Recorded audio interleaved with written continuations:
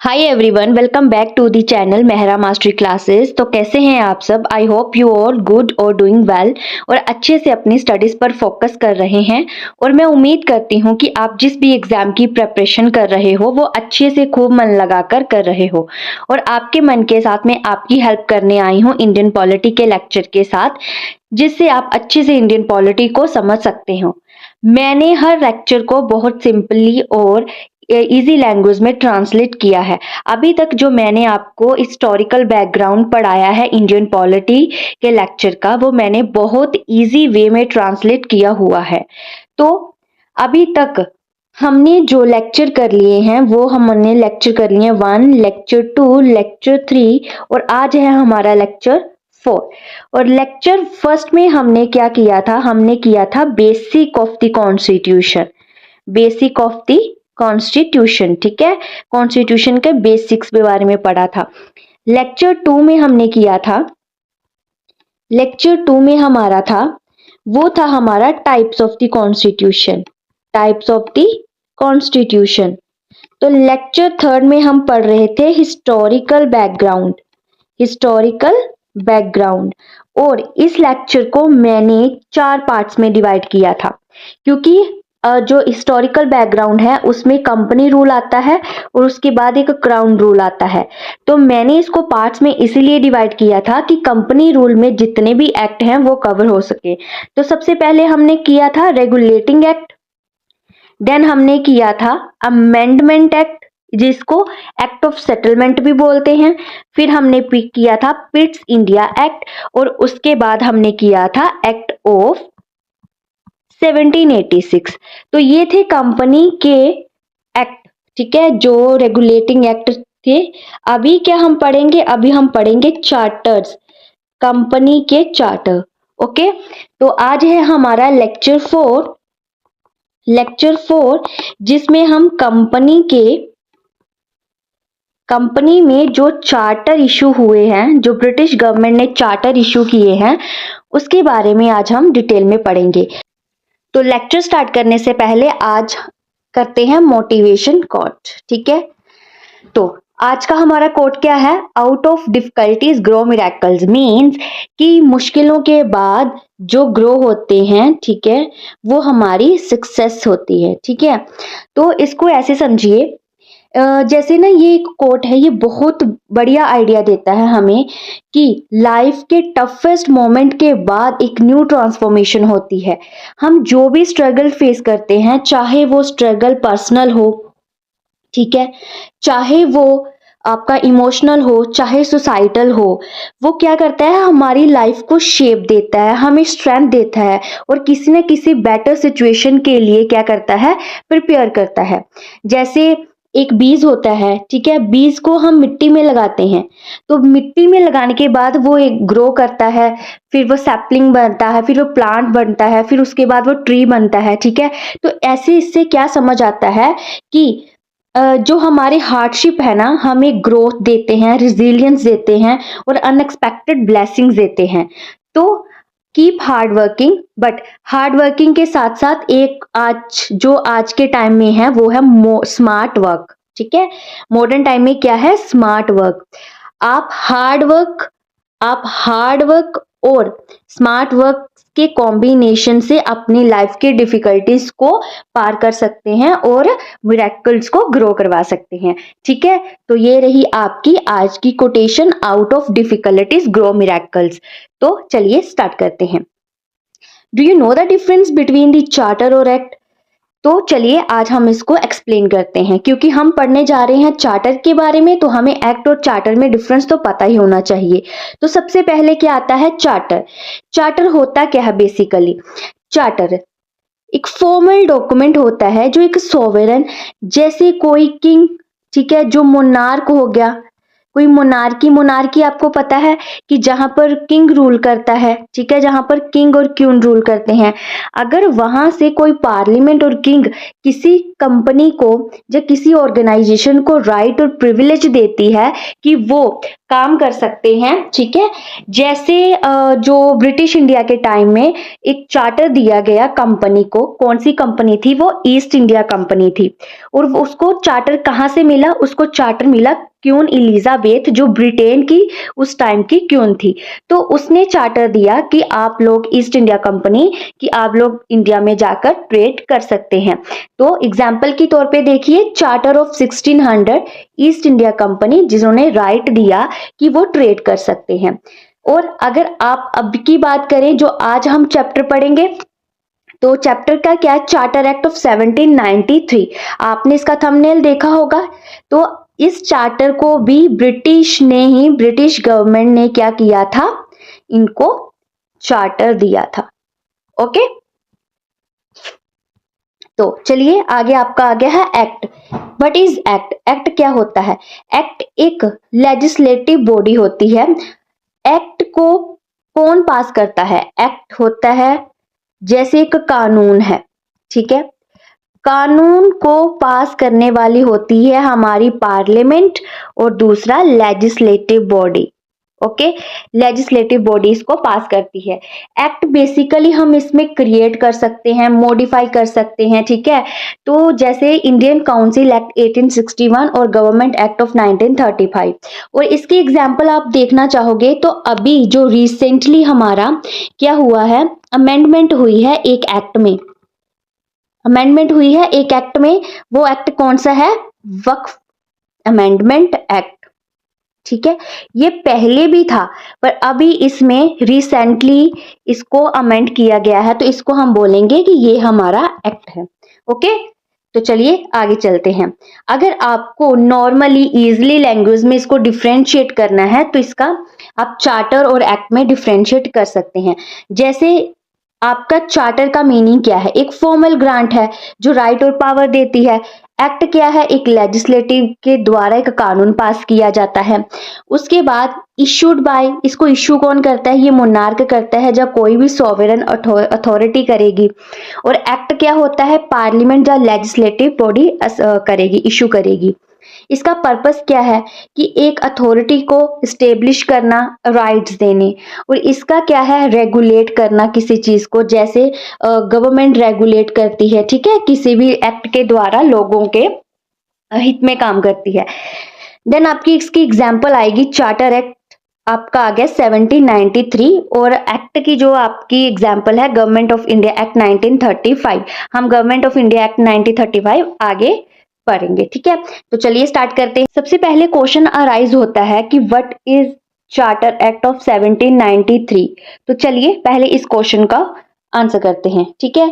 तो आप क्वेश्चन पूछोगे कि आपके माइंड में ये क्वेश्चन आया होगा कि व्हाट इज चार्टर एक्ट? ये चार्टर एक्ट लाने की क्यों जरूरत पड़ी ब्रिटिश गवर्नमेंट को, ठीक है।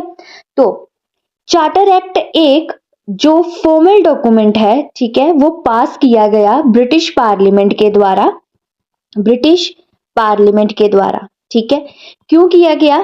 क्योंकि जब 1773 में ईस्ट इंडिया कंपनी इंडिया में ट्रेड करने आई थी, ट्रेड करने के लिए आई थी, तो उन्होंने चार्टर साइन करवाया था क्वीन एलिजाबेथ से। ये मैंने आपको पिछले लेक्चर में समझाया है, ठीक है। तो जिसने भी पिछले लेक्चर विजिट नहीं किए, पहले उनको देखो, तभी आपको कनेक्शन बनता समझ आएगा, फिर आपको चीजें अंडरस्टैंड करना इजीली हो जाएगा। ओके, तो चलिए फिर उसके बाद चार्टर क्वीन एलिजाबेथ से क्या करके आए? वो साइन करवा के आए, ठीक है। तो अभी क्या हुआ? उन्होंने चार्टर जो दिया था वो 20 साल का दिया था कि आप 20 साल तक इंडिया में ट्रेड कर सकते हैं, ठीक है। ये उनको चार्टर दिया। अभी क्या उनकी जो लिमिट थी, जो उनका लाइसेंस था ट्रेड करने का, वो खत्म हो गया। तो अब 1793 में British east India company, British government ने ईस्ट इंडिया कंपनी को एक रीन्यू करके दिया चार्टर कि आप अभी भी इंडिया में ट्रेड कर सकते हैं। तो इसीलिए चार्टर एक्ट 1793 लाया गया। अभी ये क्वेश्चन अराइज होगा कि इसको क्यों पास किया, ठीक है। तो इसको मैं मेन पॉइंट आपको बता देती हूँ कि इसको क्यों इसको लाने की जरूरत पड़ी, ठीक है। एक तो इसका कारण है कि इसको रीन्यू करना था। रिन्यू करना था ईस्ट इंडिया कंपनी, ठीक है, चार्टर जो पहले चार्टर दिया था उसको रिन्यू करना था। तो दूसरा था आपका कि अभी देखो ईस्ट इंडिया कंपनी आई, ईस्ट इंडिया कंपनी की वजह से ब्रिटिश गवर्नमेंट की इन्वॉल्वमेंट हुई इंडिया में, तो धीरे धीरे उन्होंने अपने गवर्नर जनरल बैठाने स्टार्ट कर दिए। तो अभी उनको क्या था कि उन्होंने टाइटन करना था, मीन कि एक स्ट्रॉन्ग ब्रिटिश गवर्नमेंट कंट्रोल करना था, ठीक है, ब्रिटिश गवर्नमेंट कंट्रोल करना था इंडिया की ब्रिटिश टेरिटरी पर, ठीक है। तो पहले ऐसे ही था, किसी भी देश में चले जाते थे, किसी भी टेरिटरी को एक्वायर कर लेते थे, ठीक है। तो देन थर्ड पॉइंट क्या है इसका, इन्होंने क्या करना है, फॉर्मलाइज करना है और सेंट्रलाइज करना है गवर्नेंस को। मीन अभी जो पहले क्या चल रहा था, governor general of Bengal, governor general of Bengal को देखेगा और उसकी प्रेसिडेंसी देखेंगे, इस चीज को उन्होंने और सेंट्रलाइज कर दिया कि अब governor general of Bengal executive के साथ साथ लेजिस्लेचर का काम भी करेगा। तो इसको क्या करना था, उन्होंने फॉर्मलाइज करना था। देन पॉइंट आपका आता है कि लीगली क्या करना है, इन्होंने लीगली सपोर्ट करना है, लीगली सपोर्ट करेंगे British presence in India, British government की प्रेजेंस को इंडिया में, ओके। देन फिफ्थ पॉइंट क्या है इसका, इंश्योर करना इन्होंने, इंश्योर फाइनेंस सेल्फ सफिशिएंसी। अभी इसमें क्या करेंगे, ये जो भी अपना काम करेंगे, अब ब्रिटिश गवर्नमेंट के लिए जो भी काम करेंगे वो इंडियन रेवेन्यू से करेंगे, ठीक है। ये मैं आगे आपको हर एक चीज एक्सप्लेन करूंगी, अभी आप इसको सुनो कि ये लाया क्यों गया, ठीक है। तो कंपनी की ट्रेड मोनोपोली, कंपनी को अभी भी ट्रेड का अधिकार था, मतलब मोनोपोली थी कि बाहर कोई भी एक्स्ट्रा जो दूसरा कोई भी आप समझ सकते हो कोई ट्रेडर है वो इंडिया में नहीं आ सकता, सिर्फ ट्रेड करेगी ईस्ट इंडिया कंपनी। उसके बाद इन्होंने जो क्रिटिसिज्म हो रहे थे, ठीक है, उसको एड्रेस करना था कि क्या क्या क्रिटिसिज्म हो रहा है, कि अभी क्या करप्शन हो रही है, कि करप्शन हो रही है, मिसमैनेजमेंट हो रहा है, इस चीज को एड्रेस करना था इन्होंने, ओके। तो इसीलिए ये जो भी मैंने आपको पॉइंट बताए हैं, इसीलिए चार्टर एक्ट 1793 को लाया गया। तो चलिए स्टार्ट करते हैं आगे। सबसे पहले देख लेते हैं इसका हिस्टोरिकल बैकग्राउंड, जो मैंने आपको बहुत इजीली वे में बता दिया है कि ब्रिटिश ईस्ट इंडिया कंपनी ने 18वीं सेंचुरी तक इंडियन टेरिटरी पर पूरी तरह से कब्जा कर लिया हुआ था। तो उसके बाद उन्होंने रेगुलेटिंग एक्ट 1773 लाया, पिट्स एक्ट लगाया, ठीक है, 84 का, और इसका प्रोसेस करके कंपनी के ऊपर क्या करना है, इन्होंने कंपनी पर की ट्रेड के अफेयर को देखना था, ठीक है। तो उसके बाद इन्होंने लाया ये मैंने आपको बता ही दिया कि इनका जो रिन्यूअल का काम था, कंपनी का जो लाइसेंस था वो खत्म हो गया था, तो उसको रिन्यू करना था। तो अभी चलते हैं आगे। अभी इसकी आएंगे की प्रोविजंस, जो भी हम की प्रोविजन पढ़ेंगे वहां से हमारे इम्पैक्ट और सिग्निफिकेंट में निकलेंगे, तो अच्छे से इस चीज को सुनना और मैं अच्छे से एक्सप्लेन करूंगी। सबसे पहले देख लेते हैं कि कौन कौन से की प्रोविजन है। सबसे पहले आपका आएगा एडमिनिस्ट्रेटिव प्रोविजन, की एडमिनिस्ट्रेशन में क्या क्या प्रोविजन लाए गए, एग्जीक्यूटिव और जुडिशियल का एक्सपेक्ट क्या रहा है, मीन कि इसको जो भी एक्ट बनाएंगे उसको इम्प्लीमेंट करने में क्या प्रॉब्लम, क्या दिक्कतें आई, और जुडिशियल का एस्पेक्ट देखेंगे, पॉलिटिकल ट्रेड प्रोविजंस देखेंगे, पार्लियामेंट्री ओवरसाइट और कंपनी का कंट्रोल देखेंगे, रिलीजियस और कल्चरल मैटर के साथ भी देखेंगे कि क्या उनमें इफेक्ट हुआ, क्या की प्रोविजंस लाए गए। तो चलिए स्टार्ट करते हैं। सबसे पहले आपका आ गया एडमिनिस्ट्रेटिव प्रोविजन। एडमिनिस्ट्रेटिव प्रोविजन में दो प्रोविजन है, एक तो आपका आएगा सेंट्रलाइजेशन ऑफ पावर, ठीक है, दूसरा आपका आएगा लेजिस्लेचर पावर कंसोलिडेटर, ठीक है। अभी लेजिस्लेचर पावर को कंसोलिडेट कर दिया जाएगा एग्जीक्यूट के साथ। तो चलिए पढ़ते हैं इसको। सबसे पहले क्या हुआ, जो ये पहले वाला है ये अभी नहीं होगा। मीन जो ये लाइन है ये गलती से लिखी गई है, तो आप इसको नहीं पढ़ेंगे, इसको मैं नेक्स्ट एक्ट में समझाऊंगी। तो एम क्या है सेंट्रलाइजेशन ऑफ पावर का? Authority of governor general strengthen. ये मैंने आपको बता दिया कि जो गवर्नर जनरल था बंगाल का, उसकी अथॉरिटी को स्ट्रॉन्ग करना था। यही इस प्रोविजन का मेन एम था। मीन्स कि अभी क्या करेंगी, जो प्रेसिडेंसी ऑफ बॉम्बे है और मद्रास है, वो कोई भी लॉ नहीं बनाएगी। अब जो भी लॉ बनाएगा वो गवर्नर जनरल ऑफ बंगाल और उसकी काउंसिल बनाएगी। ठीक है। गवर्नर जनरल और military and civil administrative was now formally establish. जो मैंने पिछले लॉ में बताया था कि जो लॉर्ड कॉर्नवालिस था उसने कहा था कि मुझे सिविल के साथ साथ कमांडर इन चीफ भी बनाया जाए। तो ये जो उसको उस टाइम उसने डिमांड रखी थी, अब उसकी डिमांड पूरी तरह से इस्टेब्लिश कर दी गई। मिलिट्री और सिविल एडमिनिस्ट्रेशन को स्ट्रांगली इस्टेब्लिश किया गया इस एक्ट के अंदर। ठीक है। Legislative power consolidated, mean governor general था और उसकी काउंसिल थी। अब क्या करेंगी, वो लेजिस्लेटिव अथॉरिटी भी बनेगी ब्रिटिश टेरिटरी इन इंडिया में। ठीक है। अभी वो लॉज भी बनाएंगी और उस लॉज को एग्जीक्यूट भी करेंगी। तो उन्होंने जो भी लॉज बनाए उनको इनेक्ट किया। अब उनको बोला क्या जाने लगा, उनको बोला जाने लगा रेगुलेशन। ठीक है। जो भी गवर्नर जनरल उसकी काउंसिल लॉज बना रही थी उसको अब बोला जाने लगा रेगुलेशन। ठीक है। अभी जो प्रेसिडेंसी थी मद्रास की बॉम्बे की, अभी रेगुलेशन किया जाएगा उस पर। मीन जो भी लॉ बनाएंगे अब वो फॉलो करेंगे। ठीक है। तो एक्ट इम्फेसाइज, अभी इसमें क्या होगा कि इन्होंने क्या कर दिया कि जो भी लॉज जो बना रहे थे इन्होंने इसको पब्लिश करना स्टार्ट कर दिया। लॉज तो पहले भी बने थे बट वो इतनी क्लैरिटी से इम्प्लीमेंट नहीं होते थे। तो इन्होंने क्या किया कि अगर हमें इस एक्ट लॉज को पास करना है तो हमें इसको पब्लिश करना पड़ेगा कि लोगों तक ये चीजें पहुंचे। तो उन्होंने पब्लिश करना स्टार्ट किया, इंग्लिश में भी किया और वर्नाकुलर लैंग्वेज की, जिस रीजन की जो लैंग्वेज की, उस न्यूज़पेपर में इसको पब्लिश करना स्टार्ट कर दिया बेटर इम्प्लीमेंटेशन के लिए। ओके। तो आई होप आपको एडमिनिस्ट्रेटिव प्रोविजन समझ आ गया होगा। तो हम देख लेते हैं हमारी एडमिनिस्ट्रेटिव प्रोविजन में क्या कौन सी चीजें आ गई। एडमिनिस्ट्रेशन प्रोविजन,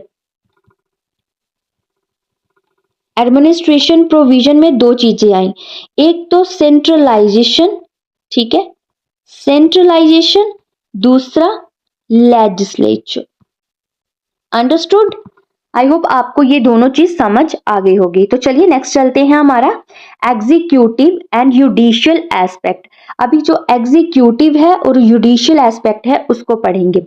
तो salaries from the Indian revenues, अभी क्या करेंगे, अभी तक क्या हो रहा था कि ब्रिटिश गवर्नमेंट इंडियन टेरिटरी पर, जो ब्रिटिश टेरिटरी है इंडिया में, उस पर कंट्रोल कर रही थी और उसको रेगुलेट करने के लिए जो भी खर्चा आ रहा था वो ब्रिटिश गवर्नमेंट के पास से आ रहा था। बट अभी क्या होगा, इस एक्ट के अकॉर्डिंग जो भी बोर्ड ऑफ कंट्रोल है, board of control, governor general, governor of Bombay Madras, जो भी हैं ये सीनियर सिविल मिलिट्री ऑफिसर, इन सबको जो भी सैलरी देंगे ना, अब वो इंडियन रेवेन्यू से देंगे। अब अपनी जेब से खर्चा नहीं करेंगे, इंडियन लोगों से टैक्स वसूलेंगे, टैक्स से वो अपनी सैलरीज देंगे। ओके। आई होप आपको ये पॉइंट क्लियर हो गया होगा। तो यहाँ पर एक चीज आती है जो बहुत आपको अच्छी से समझनी है। ठीक है। इसको मैं आपको अच्छे से एक्सप्लेन करती हूँ। signified shift India was made to pay for its own colonization। ठीक है। यहाँ पर एक आप चीज समझिए कि ब्रिटिश गवर्नमेंट इंडिया के ऊपर शोषण कर रही थी। ठीक है। शोषण कर रही थी, एक्सप्लोटेशन कर रही थी इंडियन रिसोर्सेज से। इंडिया के लोगों पर ही शासन करके उनसे टैक्स वसूल करके अपनी जेबें भर रही थी। तो ऐसा लग रहा था कि जो इंडियन के लोग हैं वो गवर्नेंस किसी की और एक्सप्लोटेशन वो खुद सह रहे थे, ठीक है। ब्रिटिश आर्मी के लिए जो भी मीन्स ब्रिटिश आर्मी को फॉर्मेशन के लिए जो वेपन्स चाहिए थे, वो सैलरीज चाहिए थी, कोई भी सप्लाई करनी है, वो सब इंडियन रिसोर्सेज से निकाले जा रहे थे।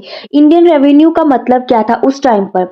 लैंड रेवेन्यूज लेते थे, किसानों से टैक्सेस लेते थे, जमींदारी से टैक्सेस लेते थे, महलवारी सिस्टम मीन जो महल वगैरह थे वहां से टैक्सेस कलेक्ट करते थे, ठीक है। एक बहुत ऐसा सिनेरियो है जो आप एक्सपेक्ट भी नहीं कर सकते। अगर मैं आपको समझा रही हूँ तो आप इसको इमेजिन करके देखें, एक पिक्चर फॉर्म में देखें कि बाहर से आकर हमारे ऊपर कोई रूल कर रहा है तो हमें कैसे लगेगा। अभी आज प्रेजेंट पे अगर हमारे ऊपर कोई अपनी मर्जी थोपे तो हमें कितना बुरा लगता है, तो उस टाइम पर क्या सिनेरियो होगा आप इसको इमेजिन करके देखिए, ठीक है। तो चलिए आगे चलते हैं। रिकॉग्निशन ऑफ सैलरीज, यहाँ पर सैलरीज नहीं है, सॉरी ये गलत टाइप हो गया है। यहाँ पर आपका आ गया रिकॉग्निशन ऑफ सर्विसेज, सर्विसेज, ठीक है। सर्विसेज को रिकॉग्नाइज करना स्टार्ट कर दिया। मीन जैसे आज हमारे क्या है, यूनियन गवर्नमेंट है, ठीक है। यूनियन गवर्नमेंट में अलग अलग मिनिस्टर्स हैं जो अलग अलग मिनिस्ट्रीज को होल्ड कर रहे हैं। फिर आईएएस ऑफिसर हैं, फिर आईपीएस ऑफिसर हैं, फिर इंडियन रेवेन्यू सर्विसेज में आते हैं ऑफिसर। इन ऐसी सर्विसेज को तब भी ये रिकॉग्नाइज किया गया। मीन इस एक्ट के अकॉर्डिंग सिविल और मिलिट्री सर्विसेज को इंडिया में लाया गया, ठीक है। तो चलिए, इसका जितना इतना ज्यादा है नहीं है, बस इतना ही है इसका। तो आपका आ गया नेक्स्ट जुडिशियल, एक सेकेंड, नेक्स्ट पॉइंट आपका आया जुडिशियल कॉन्टिन्यूटी, जुडिशियल कॉन्टिन्यूटी। इसका क्या एम था? इसका एम था कि जो उस time supreme court of Calcutta बनाया गया था उसको हाईएस्ट कोर्ट डिक्लेयर कर दिया गया कि वो एक जस्टिस का प्लेस है, जस्टिस के लिए प्लेस है, जिसके ऊपर क्राउन यूरिडिक्शन है। मीन क्राउन ही यूरिडिक्शन करेगी। ब्रिटिश जो है, एक सेकेंड, ब्रिटिश जो है, ब्रिटिश गवर्नमेंट जो है वो यूरिडिक्शन करेगी, ठीक है। उसको हाईएस्ट जुडिशियल अथॉरिटी डिक्लेयर कर दिया गया। इसका एम यही था कि स्ट्रेंथनिंग करनी है आपको जुडिशरी को, ठीक है। तो आई होप आपको यहां तक समझ आ गया होगा। तो चलिए इन पॉइंट को हम एक बार देख लेते हैं। सबसे पहले हमारा क्या जो हमने अभी पढ़ा वो था एग्जीक्यूटिव। क्या था? Executive and judicial aspect. Judicial aspect, इसका फर्स्ट एस्पेक्ट, सेकंड और थर्ड देखते हैं। सबसे पहले मीन कि सैलरीज, सैलरीज इंडियन रेवेन्यू से देंगे अब वो। फिर इन्होंने सर्विसेज को क्या किया? रिकॉग्नाइज किया। फिर इन्होंने जुडिशियल कॉन्टिन्यूटी रखी। मीन जुडिशियल को, सुप्रीम कोर्ट को हाईएस्ट पावर बनाया गया। ओके, तो आई होप आपको ये भी पॉइंट अच्छे से क्लियर हो गया है। तो नेक्स्ट चलते हैं पॉलिटिकल एंड ट्रेड प्रोविजन। इसमें क्या था? Monopoly of maintain. मीन अभी भी मोनोपोली इनकी मेंटेन थी। मीन कि ब्रिटिश गवर्नमेंट ने अभी भी इनको बोला, ईस्ट इंडिया कंपनी को, कि आप ही इंडिया में ट्रेड कर सकते हैं, कोई और प्राइवेट मर्चेंट ट्रेडर अभी भी लीगली ये क्या कर सकता है? ट्रेड नहीं कर सकता इंडिया में, ठीक है। Company retained it's monopoly over trade with India, ये मैंने आपको समझा दिया। Trade with China and T remain under company control. अभी यहाँ पर एक पॉइंट आता है कि ये ट्रेड विद चाइना, चाइना और टी, देखो जो ब्रिटेन के लोग थे ना, ब्रिटेन के लोग चाइना की चाय बहुत पसंद करते थे। अभी चाइना क्या था? चाइना ब्रिटिशर्स से सिल्वर की मांग करता था, ठीक है। उनको एक्सचेंज में कोई इंटरेस्ट नहीं था, वो सिल्वर की मांग करता था। बट सिल्वर की वजह से ये जो ब्रिटिशर हैं ये तो डेप्ट में चले जाते। तो इन्होंने क्या किया? एक इसका अल्टरनेट निकाला, ओपियम। इन्होंने अफीम को इंडिया में ग्रो करना स्टार्ट किया। ये आपका हिस्टोरिकल कॉन्टेक्स्ट है, बट मैं आपको थोड़ा सा समझा देती हूँ। अफीम को ग्रो करना स्टार्ट किया। फिर इन्होंने क्या किया? चाय के बदले अफीम को ट्रेड करना स्टार्ट किया चाइना के साथ। ये था आपका trade with China T remain under company control. Okay, तो चलिए चलते हैं आगे। तो पॉलिटिकल और ट्रेड प्रोविजन में आपका ये हो गया कि मोनोपोली मेंटेन रखी इन्होंने। नेक्स्ट आपका आ गया royal crown approval for appointment.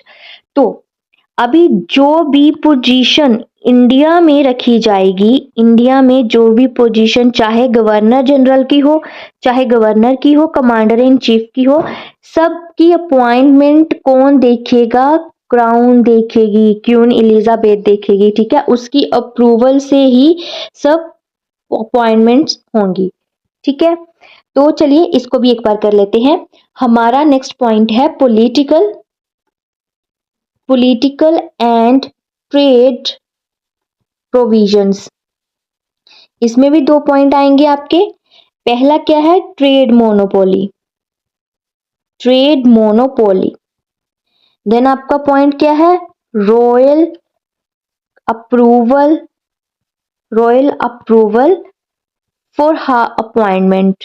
ठीक है, इन्होंने इस चीज को लाया क्यों गया? इस चीज को इन्होंने लाया गया कि इसकी वजह से क्या होगा कि लॉयल्टी आएगी ब्रिटिश गवर्नमेंट में।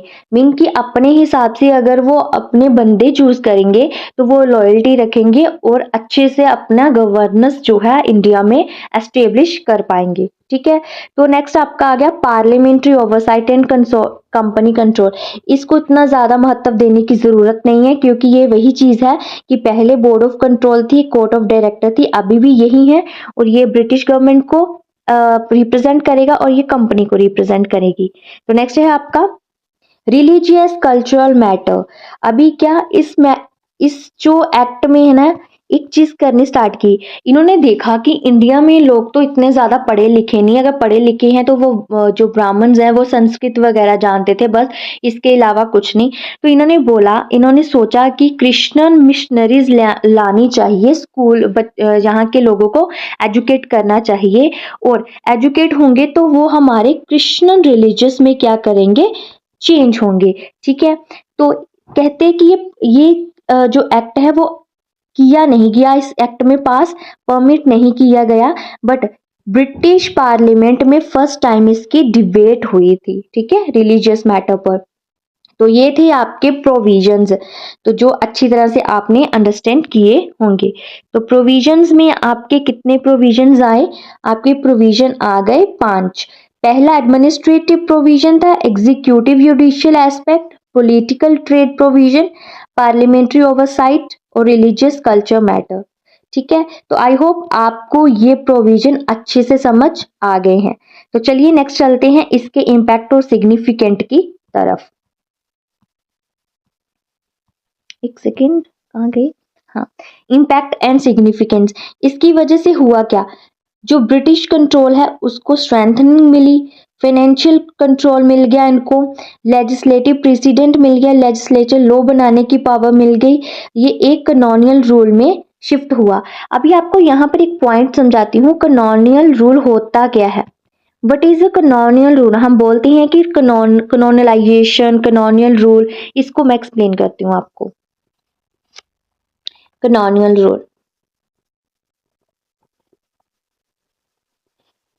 रूल क्या होता है कि कंट्रोल और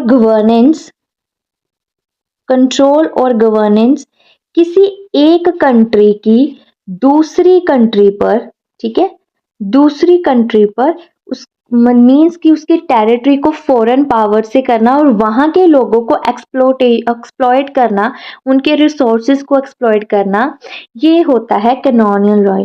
मीन कि एक फॉरेन की कंट्री दूसरी कंट्री पर अगर अपनी एक्विजिशन कर लेती है, उस टेरिटरी को हड़प लेती है, वहां के लोगों पर एक्सप्लोटेशन करती है, उसको बोलते हैं कैनोनियल रूल। ठीक है, तो चलिए स्टार्ट करते हैं। सबसे पहले आपका पॉइंट आ गया स्ट्रेंथनिंग ब्रिटिश कंट्रोल। इस एक्ट में हुआ क्या कि गवर्नर जनरल को पावर अलॉट की गई। ठीक है, सेंट्रलाइजेशन कर दिया। सेंट्रलाइजेशन कर दिया पूरी तरह से कि जो भी पावर है वो गवर्नर जनरल के पास होगी, तो स्ट्रेंथनिंग ब्रिटिश कंट्रोल। ओके, तो increase centralization with governor general, ये मैंने आपको पॉइंट बता दिया। नेक्स्ट आपका आ गया financial control. Financial control mean कि जो पहले ब्रिटिश गवर्नमेंट अपनी जेब से पैसे खर्च रही थी, अभी वो क्या करेंगे, इंडियन रेवेन्यू से सारा काम निकालेंगे।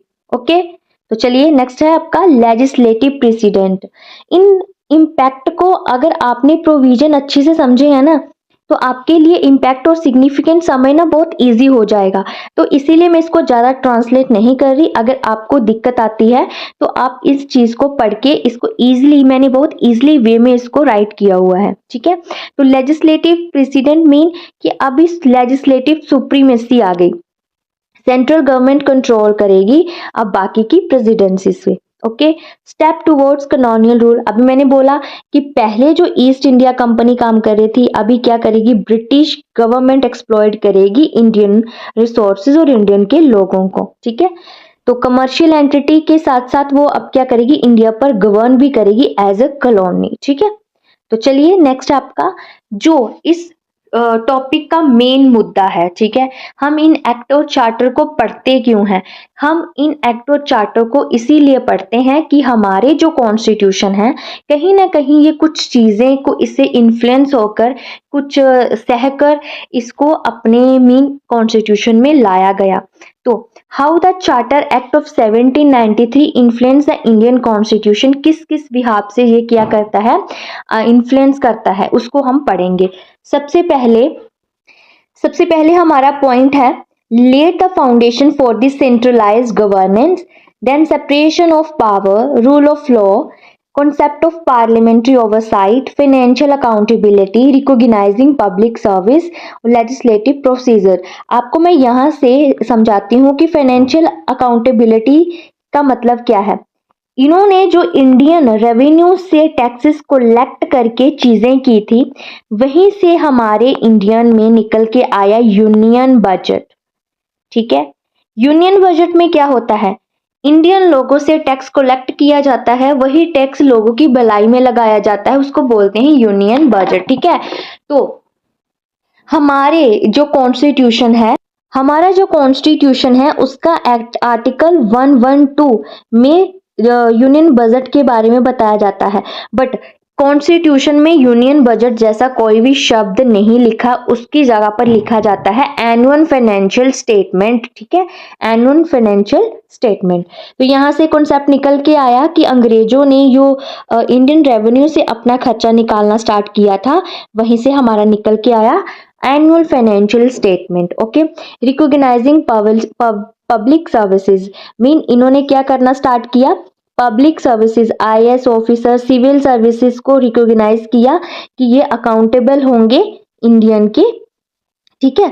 तो यहां से रिकॉग्नाइज हुआ पब्लिक सर्विस का concept. Next legislative procedure. Legislative procedure mean कि जो लेजिस्लेटिव बॉडी है, ठीक है, वो कैसे काम करेगी, इस सब का प्रोसीजर जो है वो भी कॉन्सेप्ट इनके चार्टर से निकल के आया। जो आर्टिकल आज हमारे कॉन्स्टिट्यूशन में 107 से 111 तक क्या बताते हैं, लेजिस्लेटिव कैसे प्रोसीजर करेगी। ओके, आपका लेजिस्लेटिव प्रोसीजर भी हो गया, रिकॉग्नाइजिंग पब्लिक सर्विसेज भी हो गया, फाइनेंशियल अकाउंटेबिलिटी भी हो गया।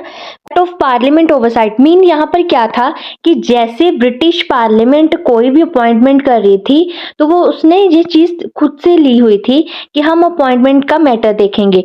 यहीं से हमारा कॉन्सेप्ट निकल के आया कि पार्लियामेंट डेमोक्रेसी में जो भी अपॉइंटमेंट होती है, तो वो क्या करते हैं, इससे अकाउंटेबिलिटी आती है, ठीक है, लेजिस्लेचर की अकाउंटेबिलिटी आती है और उनको एक इंश्योर करते हैं कि वो हमारी गवर्नमेंट को अच्छे से चला सकें, ठीक है। तो start of rule of law. Basically rule of law होता क्या है, रूल ऑफ लॉ ये होता है कि कोई भी अगर कानून बनाया गया है तो उसके आगे सभी लोग उसको फॉलो करेंगे, ठीक है। तो जैसे आप रूल ऑफ लॉ ऐसे कह सकते हो कि जैसे हमारी एक स्टेटमेंट आती है, all peoples are rule of law, under the rule of law, ऐसे कुछ स्टेटमेंट है जो ये बताती है कि सभी लोग रूल ऑफ लॉ के अंडर आते हैं। मीन्स कि जो भी एक्ट पास होगा वो एक्ट जो लोगों के लिए बनाया जाएगा और उस एक्ट के अकॉर्डिंग ही सब लोग काम कर सकते हैं, ठीक है। तो नेक्स्ट आपका आ गया separation of power. Separation of power बहुत टाइम मैंने पिछले लेक्चर्स में भी बहुत बार बोला है कि सेपरेशन ऑफ पावर की पावर को डिवाइड किया गया लेजिस्लेचर में, एग्जीक्यूटिव में और जुडिशरी में, तीनों में अलग अलग जो किया गया। यहाँ पर क्या था इस एक्ट चार्टर के अकॉर्डिंग कि गवर्नर जनरल ऑफ बंगाल को एग्जीक्यूटिव बनाया गया और गवर्नर जनरल इन काउंसिल को क्या किया गया, इसको लेजिस्लेचर बनाया गया और जो जुडिशरी का काम था वो सुप्रीम कोर्ट को दिया गया। तो ऐसे करके हमारे अभी भी जो अभी चल रहा है हमारा प्रेजेंट, इसमें भी यही कॉन्सेप्ट है कि ये तीनों बॉडी अलग अलग काम करती हैं बट ये एक दूसरे के इंटरेक्शन में रहती हैं। इनको पावर डिवाइड कर दी हुई है। अगर एक का काम लॉ बनाना है तो दूसरे का काम क्या है, वो लॉ को इम्प्लीमेंट करेगा और जो अगर लॉ गलत है कि सही है उसको चेक करने का काम जुडिशरी का होगा। तो ये यही कॉन्सेप्ट आपका separation of power. Then last is led the foundation for the centralize governance. यहां से हमारा कॉन्सेप्ट निकल के आता है यूनियन गवर्नमेंट का। जैसे गवर्नर जनरल ऑफ बंगाल और उसकी काउंसिल को हेड बना दिया गया बाकी की प्रेसिडेंसी से, वैसे ही कॉन्सेप्ट निकल के आता है यूनियन गवर्नमेंट का। तो यहां से हमारे चार्टर एक्ट से जो इन्फ्लुएंस होके कुछ पॉइंट जो इंडियन कॉन्स्टिट्यूशन में लाए गए। तो ये था आज का हमारा topic, charter act of 1793। I hope कि आप सबको ये अच्छे से समझ आया होगा। अगर आपको फिर भी कोई डाउट है तो आप कमेंट बॉक्स में छोड़ सकते हैं और अगर आपको ये लेक्चर अच्छे से समझ नहीं आ रहा तो आप इसको एक बार और देखें। मैंने हर एस्पेक्ट को अच्छे से एक्सप्लेन किया है, ठीक है। तो आई होप आप सब ने इसको अच्छे से और इंजॉयबल मोमेंट से आपने इसको सुना होगा। तो thank you all, thank you everyone for listening me. अगर आपको इस लेक्चर के पीडीएफ चाहिए तो आप टेलीग्राम लिंक को ज्वाइन कर सकते हैं और अगर आपको ये लेक्चर अच्छा लगा हो तो प्लीज लाइक करें, शेयर करें और कमेंट करके बताएं कि आपको लेक्चर कैसा लगा। आप इसको मार्क्स भी दे सकते हैं 10 में से कि आपको कितना अच्छा लगा है। तो चलिए मिलते हैं हम नेक्स्ट लेक्चर में। वैसे मैं आपको एक बार एक का ओवरव्यू दे देती हूँ कि हम अगले लेक्चर में क्या करेंगे। हम अगले लेक्चर में, एक सेकेंड,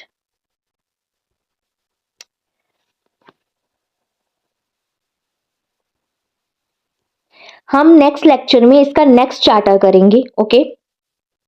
जो हमारा पार्ट सेकंड होगा उसमें हम करेंगे चार्टर एक्ट ऑफ 1813, ओके। और एक लेक्चर में लाऊंगी, एक वीडियो में मैं लाऊंगी जो रेगुलेटिंग एक्ट से रिलेटेड। जब हमारे चार्टर एक्ट कंप्लीट हो जाएंगे ना तो मैं चार्टर एक्ट्स और रेगुलेटिंग जो हमारे एक्ट्स है कंपनी के, चार जो मैंने आपको प्रीवियस लेक्चर में समझा दिए हैं, उसके हम प्रीवियस ईयर क्वेश्चन आंसर लगाएंगे जो यूपीएससी में आ चुके हैं, ठीक है, वो करेंगे। तो चलिए आज के लिए बस इतना ही। तो चलिए मिलते हैं नेक्स्ट लेक्चर में। बाय एवरीवन, जय Hind.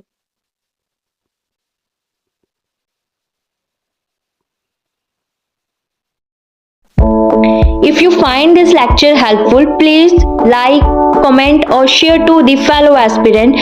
Subscribe the Mehra Mastery classes for the next update. Thanks for watching. I'll see you in the next video. Bye everyone. Jai Hind.